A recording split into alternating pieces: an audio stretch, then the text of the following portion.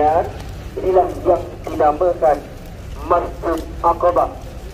Dan insya-Allah berkaitan tentang apakah peristiwa yang berlaku di sini dan apakah punca masjid ini begitu menjadi simbolik bagi umat Islam, khususnya dakwah besar umat Islam, dan apakah termeterainya perjanjian di antara umat Islam dan juga penduduk Madinah.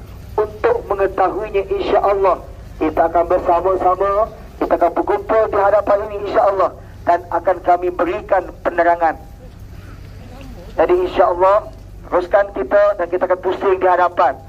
Jangan tertukar dengan kumpulan yang lain ya. Okey, insya-Allah. Okey, jemaah Reha 115. Allahu Akbar. Maktab 115 insya-Allah boleh berkumpul di hadapan saya. 113 ke? Kenapa kamu? Okey, penuhkan. Sebelah ronong belah kanan masih kosong. Yang penuh bersejarah yang akan diceritakan oleh. Okey, penuhkan di sebelah kanan kita insya-Allah.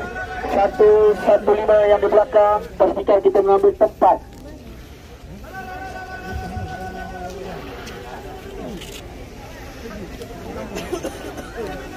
Telah kehilangan dua insan yang tersayang, menyebabkan cabaran dakwah Nabi semakin berat, semakin mencabar pada waktu itu. Selepas kematian pak saudaranya Abu Talib, apa yang berlaku? Pemerintahan Quraisy pada waktu itu telah diambil oleh Abu Jahal. Maka berlakulah penentangan demi penentangan kepada baginda sallallahu alaihi wasallam dalam keadaan yang begitu dahsyat sekali. Apa yang Nabi lalui?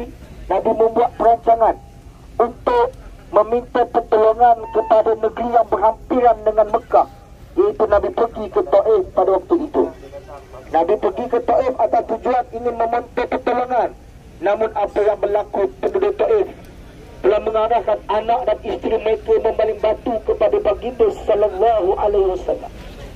Dalam kesedihan, Nabi mengangkat tangan kepada Allah, minta pertolongan kepada Allah, merayu kepada Allah. Dan insya-Allah kisah itu nanti akan saya kisahkan kemudian. Dipendekkan cerita, selepas peristiwa kembali Nabi daripada Taif, Nabi mula menyusun strategi. Pada kali ini dakwah Nabi bukan hanya tertumpu kepada penduduk Mekah sahaja. Bahkan mereka yang datang daripada arah luar, khususnya pada musim haji, yang mendirikan khemah di kawasan ini untuk Nabi berdakwah kepada mereka.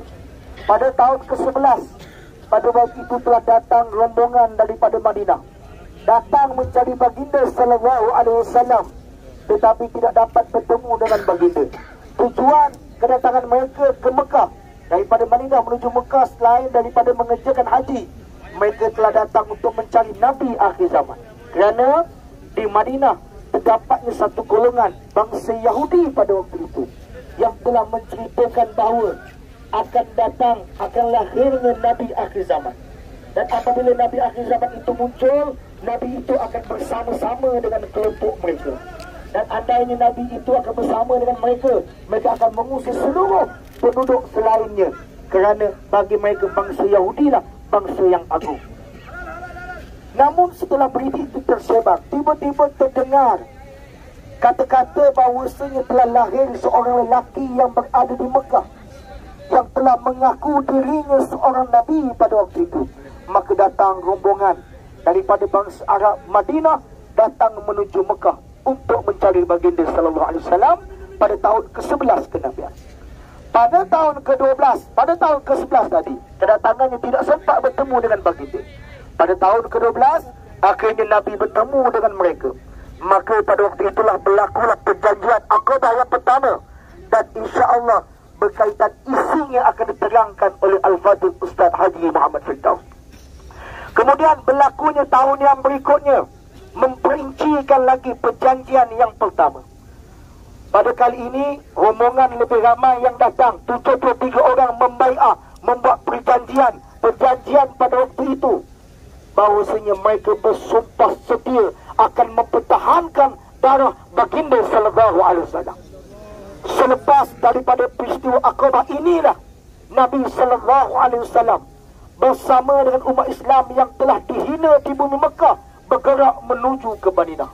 Pada waktu itulah bermulanya satu era apabila kerajaan Islam pertama dibangkitkan di bumi Madinah.